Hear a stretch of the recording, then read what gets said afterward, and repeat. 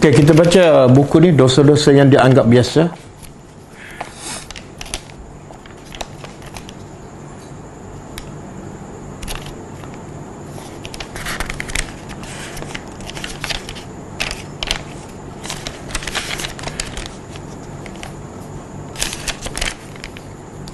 Dosa yang ke-40, kata penulis Hafizahullah, dosa ke-40, muka surat 114.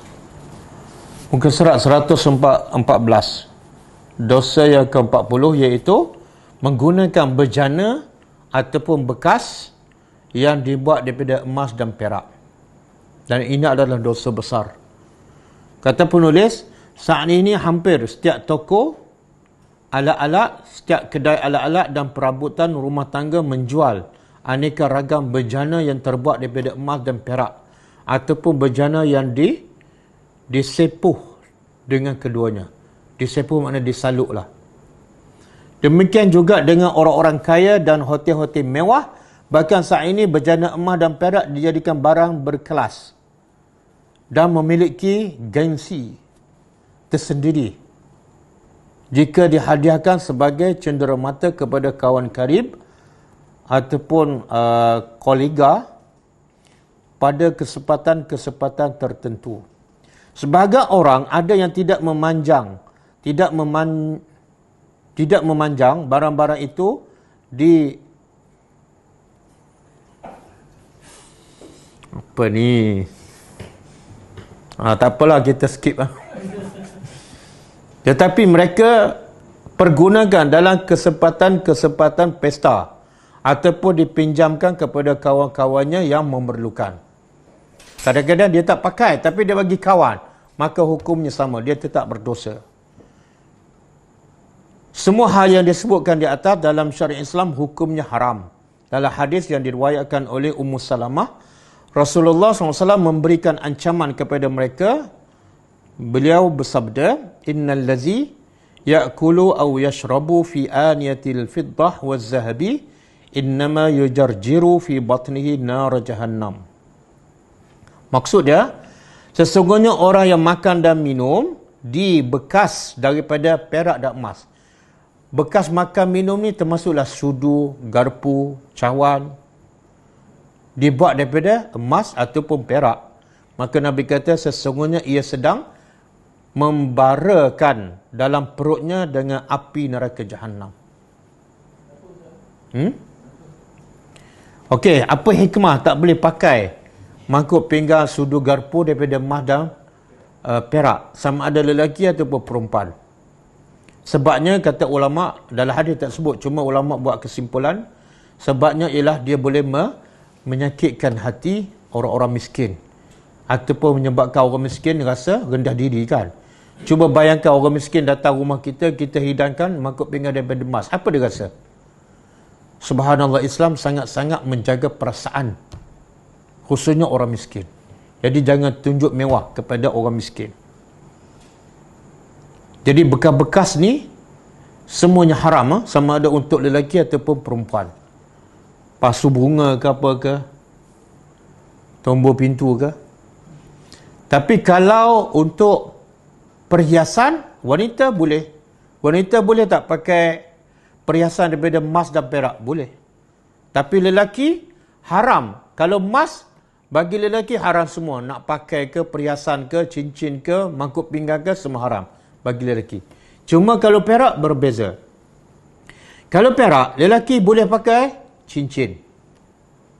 Lelaki boleh pakai cincin daripada perak. Tapi kalau bejana, emas perak memang tak boleh.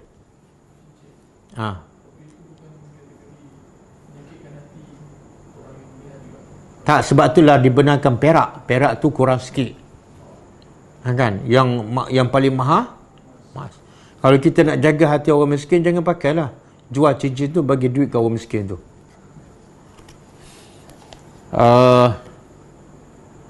Okey, kalau kita gunakan perak untuk menampal apa-apa benda, boleh tak? Jawapannya boleh. Sebab Nabi pernah satu masa bekas makan dia pecah. Jadi Nabi tampal menggunakan perak. Boleh. Nak tampal gigi? Boleh. Bahkan kalau gigi, ada ulama mengatakan tanpa gigi dengan emas boleh, tak ada masalah. Kenapa boleh pula? Sebab dia sebagai satu keperluan, bukan sebagai perhiasan, kan? Okey, jumpa orang miskin sengih kan tunjuk gigi emas, kan?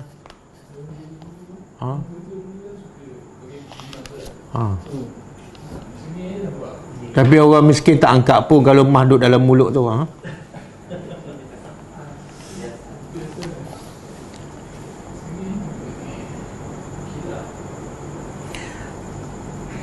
Nabi sebut dalam satu hadis, Nabi pegang sebelah kirinya kain sutera, sebelah kanannya emas. Nabi kata, Nabi angkat kedua-dua. Dua-dua ni haram ke atas lelaki daripada umatku. Haram ke atas lelaki. Mana untuk perempuan boleh tak pakai sutera? Boleh. Pakai emas dan perak, perempuan boleh. Boleh.